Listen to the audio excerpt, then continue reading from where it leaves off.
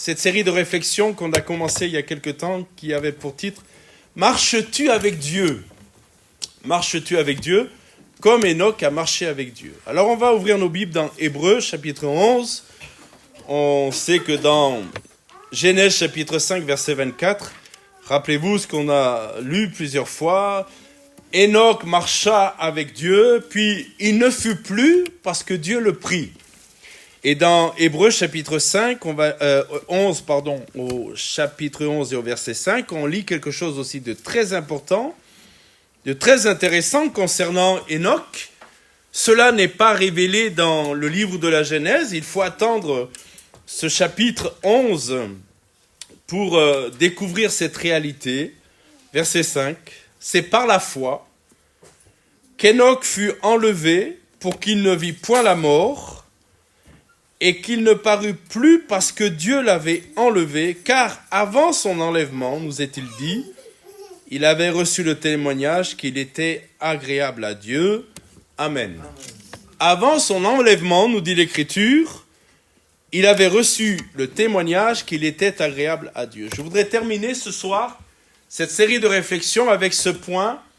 La marche avec Dieu implique une communication et une communion avec Dieu.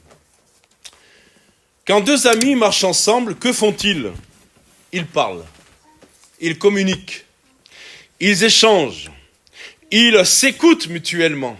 La marche n'est pas juste une activité physique parallèle. Si vous allez avec quelqu'un, vous dites, tiens, on va faire une marche ensemble. Au Québec, ils ont une drôle d'expression, ils vous disent, viens, un jour, ils nous ont dit, viens, on va prendre une marche.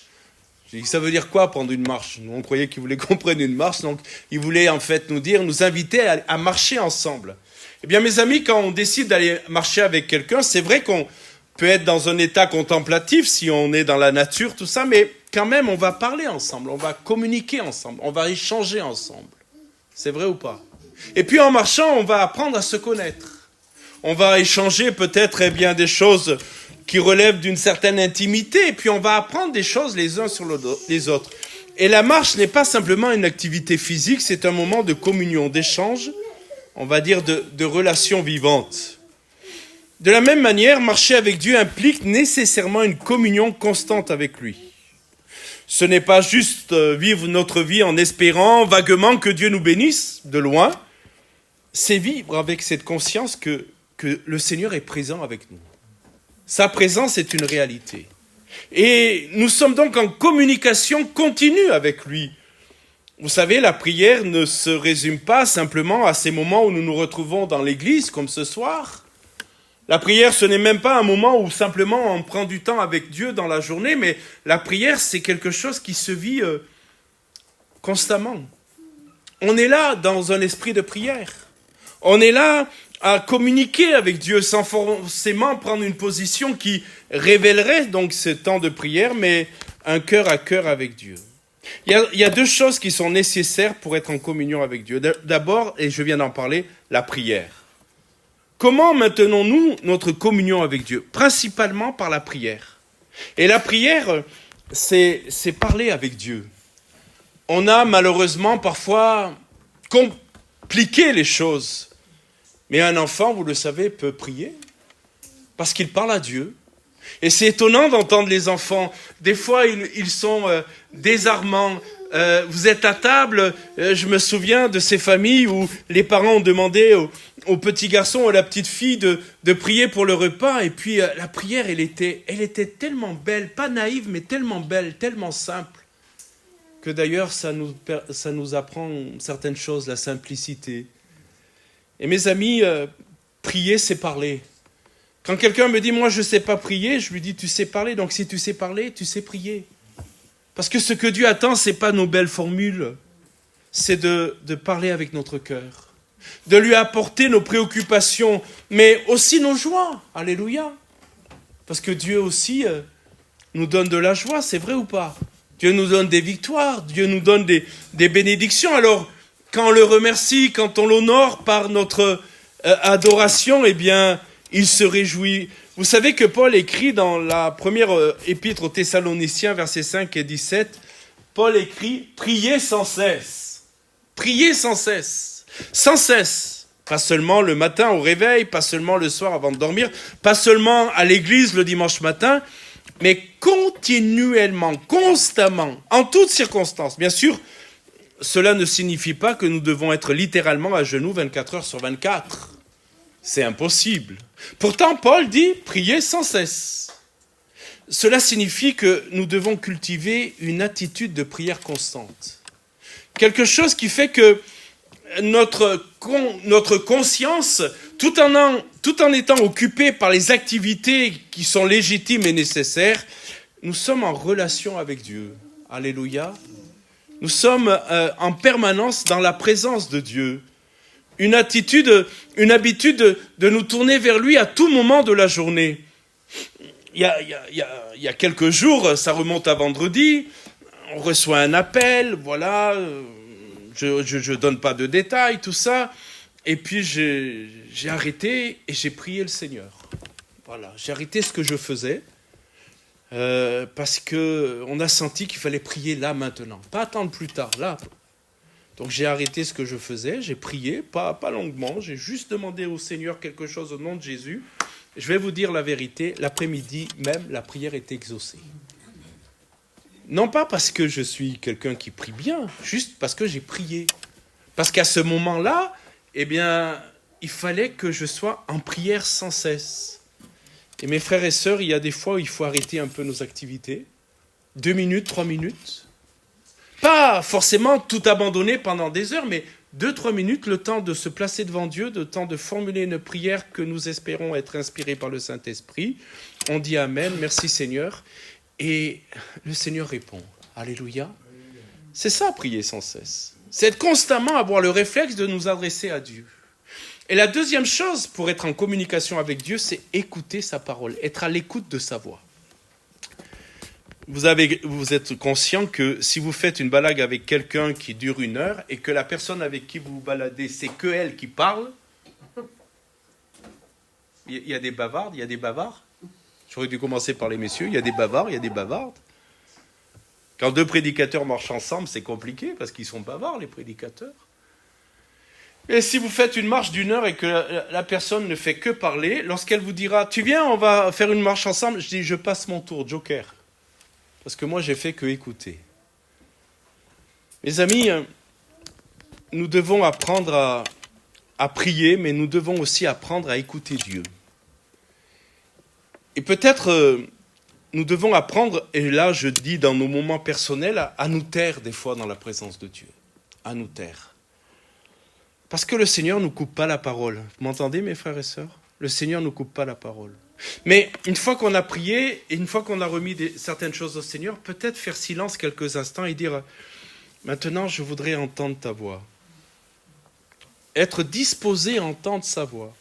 Peut-être, et cela vous est peut-être arrivé, cela m'est arrivé, le Seigneur va vous mettre sur le cœur un passage de l'Écriture, un verset. Le Seigneur va vous dire lis dans Luc, là, Luc 5 par exemple, lis. Bon, vous lisez. Et puis, Dieu est bon, c'est la parole dont vous aviez besoin.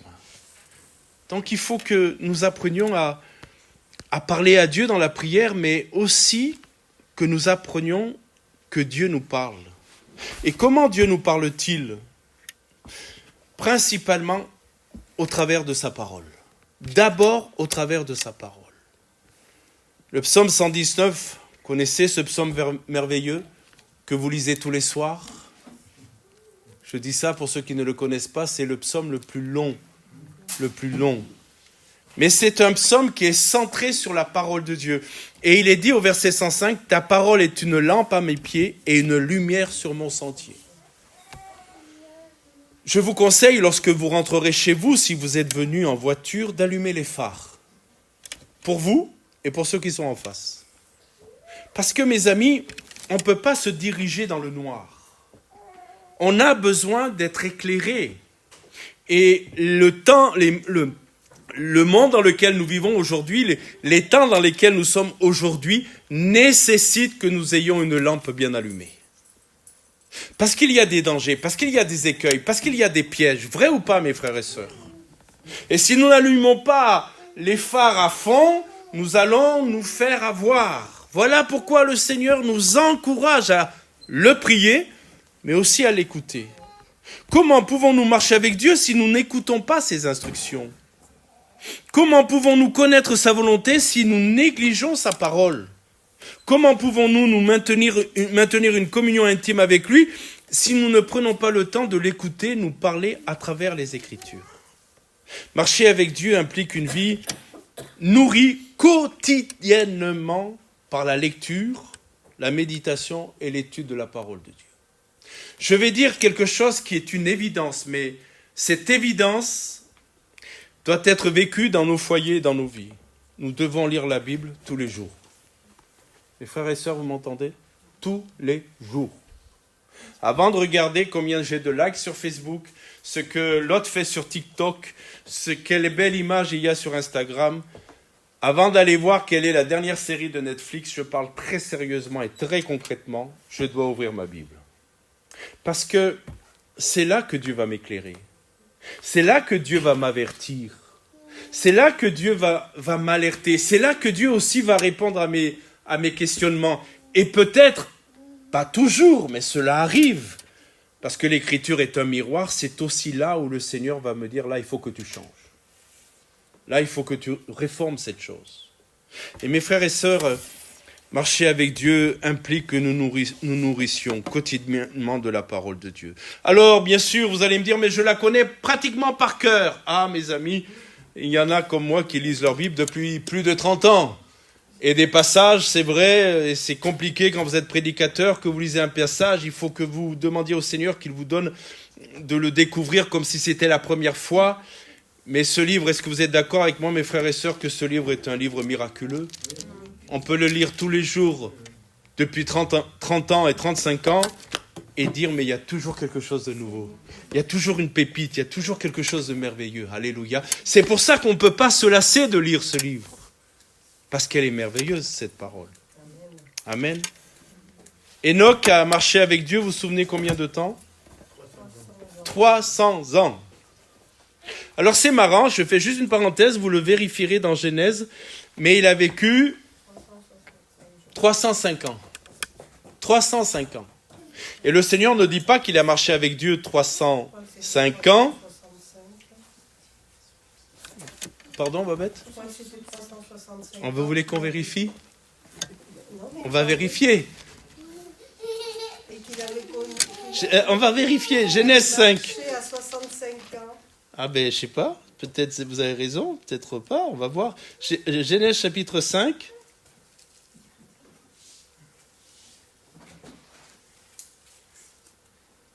Vous avez raison. Tous les jours d'Enoch furent de 365 ans. Enoch marcha avec Dieu, puis ne fut plus, parce que Dieu le prit. 365 ans, ça veut dire qu'il s'est, on va le dire comme ça, converti à 65 ans. Vous comprenez? Alors vous allez me dire, ça fait vieux, mais non, sur la durée, ça fait pas vieux. C'est comme si nous, on s'était convertis à 6 ans ou vous comprenez? En fonction de la durée du temps. Mais ce qui veut dire qu'il s'est vraiment converti, quoi. Il n'a pas simplement hérité de la foi de ses pères, mais il a fait une rencontre personnelle avec le Seigneur. 300 ans à marcher avec Dieu.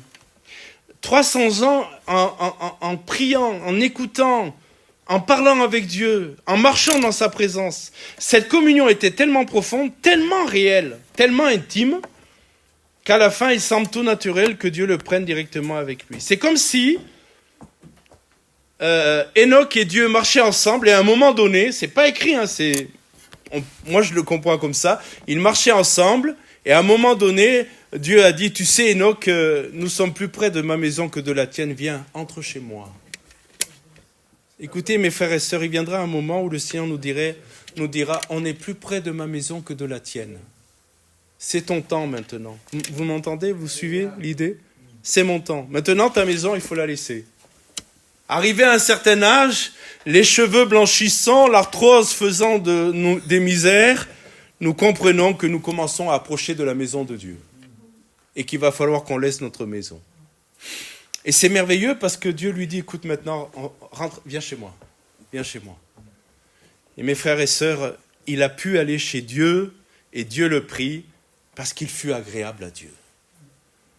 Alors on va prier ce soir, on va prier dans nos maisons pour que nos vies lui soient agréables. Ça veut dire qu'on ne lui soit pas désagréable. C'est aussi bête que ça. Frères et sœurs, permettez en concluant de vous poser la question, et je me la pose, je ne suis pas ici pour faire la leçon, loin de là. Quelle est la qualité de notre communion avec Dieu ? Prenons-nous vraiment le temps de prier, pas seulement des prières rapides et mécaniques, vous savez, pas des prières qui sont toutes faites, mais de vraies conversations avec Dieu. C'est quand la dernière fois où on a pris plus de 10 minutes pour dire, là, je me pose avec toi, Seigneur. Alors bien sûr, on va tous dire, mais on n'a pas le temps. Vous voulez que je vous dise le fond de ma pensée ? C'est qu'on ne prend pas le temps.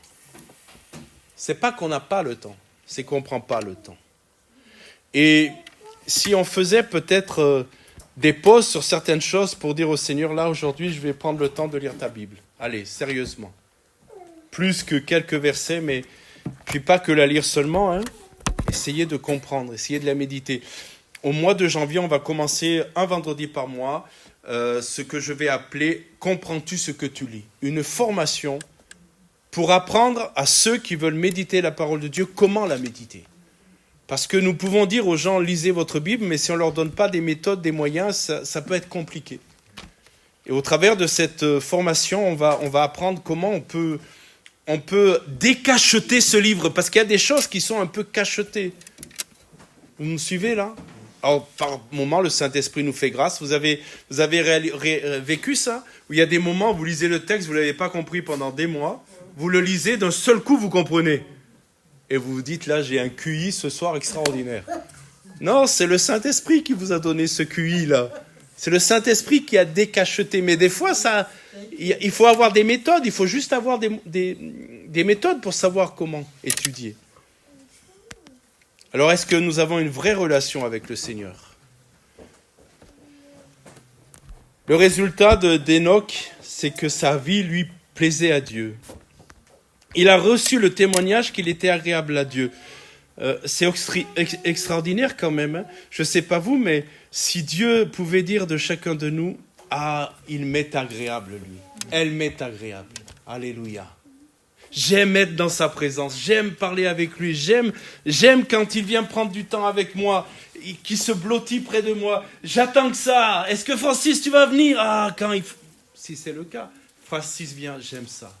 J'aime ça. Alléluia. Est-ce que vous comprenez, mes frères et sœurs, qu'on est loin d'être des religieux, là ? On est dans une vraie communion intime avec Dieu. Maintenant, l'appel pour nous est clair. Chacun d'entre nous, nous sommes invités à marcher avec lui. Pas seulement Hénoch, pas seulement quelques saints exceptionnels, pas simplement les leaders, mais chacun de nous. C'est comme si Dieu nous disait, allez, viens, marche avec moi. Obéis-moi parce que tu m'aimes, comme on l'a vu dimanche dernier. Viens en communion constante avec moi. Fais-moi plaisir par ta vie. J'ai commencé cette série, je la conclue avec cette même question. Marchez-vous avec Dieu ? Marches-tu avec Dieu ? Pas hier, pas demain. Est-ce que vous savez tous que la marche d'hier, elle est finie, Et elle n'a pas de valeur aujourd'hui, la marche d'hier. C'est à l'instant T, là. Est-ce que je marche avec Dieu maintenant, là ? Demain, je ne sais pas si je marcherai avec Dieu. Et demain, je prie pour pouvoir marcher avec Dieu. Hier, j'ai marché avec Dieu. Pendant 10 ans, j'ai marché avec Dieu. Vous savez très bien, mes frères et sœurs, qu'il y a des gens qui ont marché avec Dieu pendant des années, 30 ans, 40 ans. Et un jour, ils ont abandonné la marche. Est-ce que je marche avec Dieu en ce moment ? Si quelqu'un n'a pas encore pris cette marche avec le Seigneur, le Seigneur vous invite à prendre une marche avec lui. Amen. À commencer la marche avec lui. Et vous savez ce qu'il y a de merveilleux avec Jésus ? Vous le savez tous, c'est que c'est un bon berger parce qu'il marche au rythme de sa brebis. C'est vrai ou pas ? Il marche à notre rythme, il nous attend.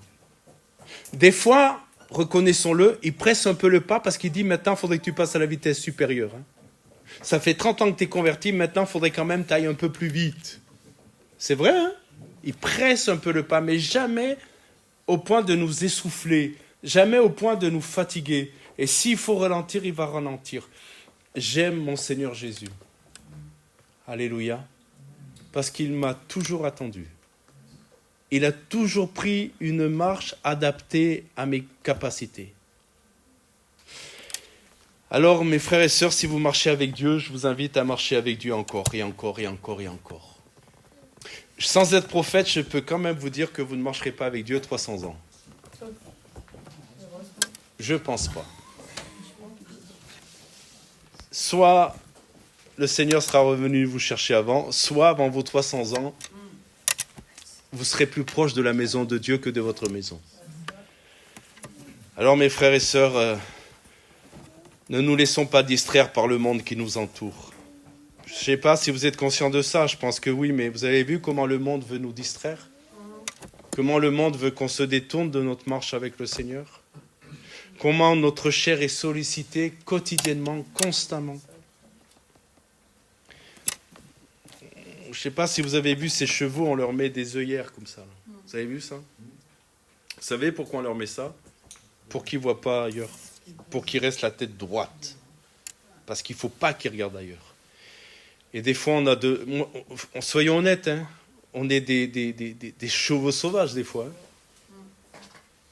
Le Seigneur nous a domptés, mais quand même. Hein, on a des ruades, c'est vrai ou pas? Des fois, on a des ruades. Et si on demandait au Saint-Esprit, allez, mets-moi des œillères pour que je ne regarde pas.